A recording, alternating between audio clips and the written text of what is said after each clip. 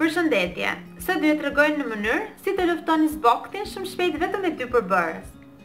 Përbërësi i parë që do na duhet është uji, ndërsa përbërësi tjetër është një larës goje.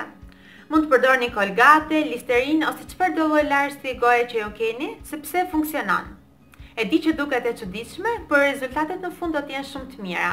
Për ta përgatitur, ju sugjeroj që të përdorni një shishe dhe që ka edhe këto për të bërë sprutësimin, sepse bën dhe më të lehtë aplikimin më pas. Gjysmën e shishes ju sugjeroj që ta mbushni me larësin e gojës, ndërsa gjysmën tjetër me ujë. Në qoftë se keni lëkurë delikate, atëherë 1/4 e shishes me larësin e gojës dhe pjesën tjetër ujë. Do ta vendosni vetëm tek skalpi i kokës, sepse është ajo që na intereson.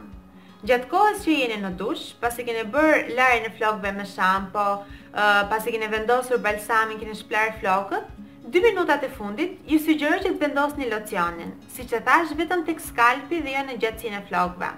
Do e mbani për 2 minuta dhe më pas thjesht do shplani flokët me ujë të vakët.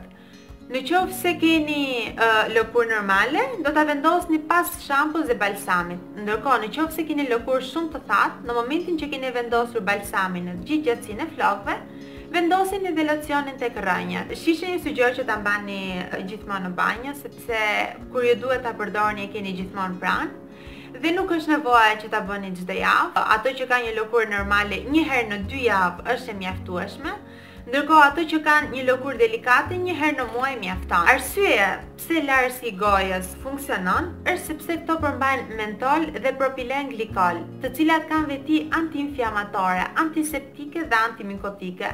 Dhe në fakt zbokti myk është, kështu që na atë duam ta luftojmë. Duhet ta provoni, sidomos ju që keni shumë probleme me zboktin, sepse do të mbeteni shumë të kënaqur nga rezultati.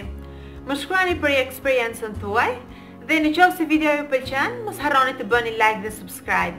Kjo ishte videoja që unë kisha përgatitur për sot. Bashkë do shihemi javën tjetër me një tjetër video. Deri atëherë, mirupafshim.